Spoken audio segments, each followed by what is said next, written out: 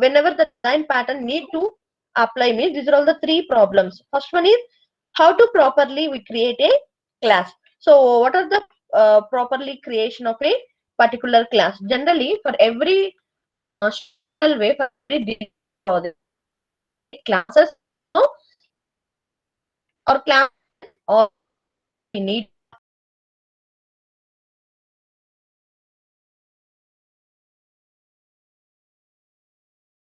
the uh, class and objects. So first one is how to properly we create a class. So class should create with class name, methods and operations. If there is any missing one of method or the operation also, in that case we'll need to in that case there is a problem identified. So to solve such type of problem, the design pattern will be applied. So next to solve problem, what is the main way to solve that problem means how to instantiate an object. So an object can be instantiation from class. So that whenever the object can be instantiated, how? So that is also a solves by this design pattern. Which design pattern we selected. Next, third one is how to interaction between objects. So between the objects, how the interaction will be performed. So if there is any if there is any missing action between the objects, that is also problem rather in the design pattern. To solve such type of problem, we'll apply the design pattern. Okay, so in the interaction, what is the main way to define to solve such type of problem? Where when we'll define the when we'll make the interaction between those objects and when the problem will be solved. When pass a data from one object to the another object, how to call a function from one object to the another object. In this case, we'll go for it solves the common problem. Okay, so this is about when it solves the common problem. These are all the three main ways that our design pattern solves the design problem. What are those design problem means? How to properly we create a class, how to instantiate class, an object, how to interaction between objects. So in the interaction, there are two ways to define. One is a pass a data from one object to another object. Another one is how to call a function from one object to the another object. Okay, so this is about why do we need a design pattern. Next, coming to the third one is benefits of a design pattern. So benefits means we'll go for what are the advantages, what are the more benefits, what are the main usages of design pattern, all can discuss in this benefits of a design pattern. So first one is benefit means robust code. So these are the three main benefits. There are more benefits of a design pattern, but we'll discuss the main three benefits. The most advantage of the particular design pattern is nothing but a robust code. Second one is code reusability. Third one is highly maintainability. Okay, so robust code. So what is meant by robust code? Okay, so robust code means the name itself defines. So code means source code or sample code or implementation code, whatever. So robust, what is meant by robust here? So robust means uh, large. We can say that the meaning of that one is large. Okay, whenever the design pattern applied to our common problem or to solve the design problem, the code, whichever the code is implemented in the particular software project or particular software design, that code performs the robust. In that way, we can easily solve such type of a design problem.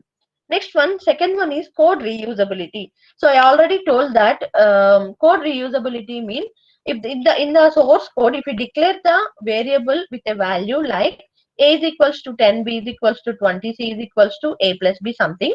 So that variable, whenever we want to call same variable in the coming statements of the implementation code, we'll use that same variable. We'll use that same statement code statement wherever we necessary. So design pattern uh, performs design pattern allows such type of benefit as a code reusability.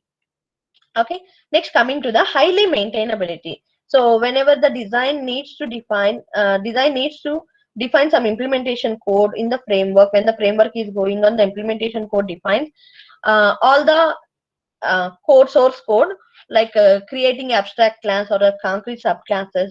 In the abstract class, what are the operations or what are the methods we declared, that all should be maintained as highly. Okay, so the design pattern helps or allows the maintainability is totally high. Okay, so these are all the benefits of a design pattern. Next, what is the basic of basics of instructions, basics of design pattern. The fourth topic is types of design pattern. So what are the types? So there are the three types of design patterns. The most important concept. The first one is creational pattern. Second one is structural pattern. Third one is behavioral patterns. So I already told you that in the normal classes. So we have total 23 patterns. Each and every 23 patterns is divided into three groups. The first group is creational patterns, second group is structural patterns, and third group is behavioral patterns. In the creational pattern, there are 5 patterns, structural patterns total 7, behavioral patterns total 11. So this is the types of design patterns, and each pattern will be described by 13 templates. Okay, so next, coming to the unit 1. So introduction to design patterns. So these are all the unit 1 topics, like syllabus of unit 1. So our unit 1 name is introduction to design patterns. So first, design pattern definition, design patterns in Smalltalk MVC, describing design patterns, catalog of a design pattern, organizing the catalog, how design patterns solve design problems, how to select a design pattern, how to use a design patterns. Okay, so this is the syllabus. Next, coming to the gang of 4 means our prescribed textbook. So we have the textbook like reusable object oriented elements. The textbook name is reusable object oriented elements. So that is the design pattern. Design patterns is the common name. So under the design patterns, what is the tagline means? Reusable of object oriented elements. Okay, so that was written by Erich Gamma, Richard Hell, Ralph Johnson, and John Blissdis. Okay, so these are the 4 members who find out all the patterns, where the pattern, what the pattern to be, where the pattern is worked, where the pattern is, how the pattern is used. Okay, so this is the prescribed textbook. Sorry, on the textbook, these are all the 4 authors will be defined.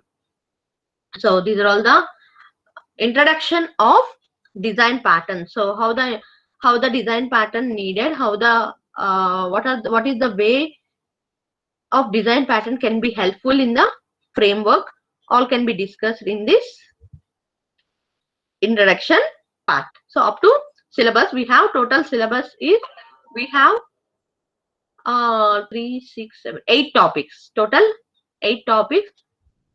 So these are all the topics which we need discussed in the unit 1. Okay, so this is the introduction part ma.